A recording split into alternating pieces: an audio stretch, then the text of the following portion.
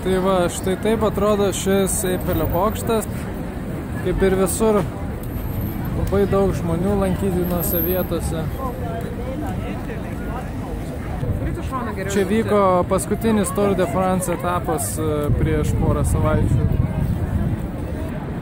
Karštis nesvietiškas. O, čia gera. Taip, pavėsis. Nu kaip jums Eifelio bokštas? Matosi halas.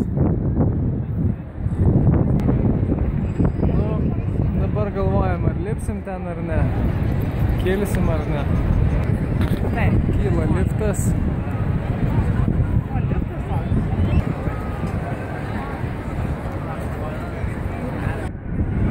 Nesveikai ilga eilė.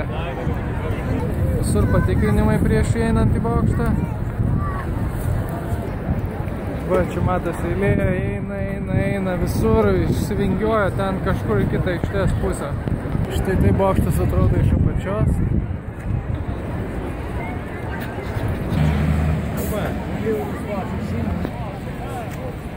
Suvenyrai, visur tik tai suvenyrai. Jam turėtų būti karšta.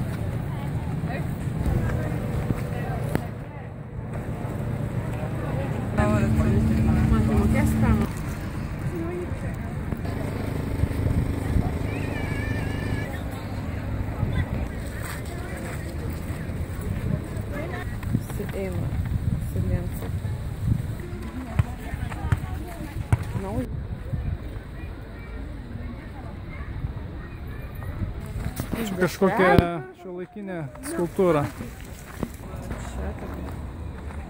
Tai turėtų būti. Čia invalidų rūmai.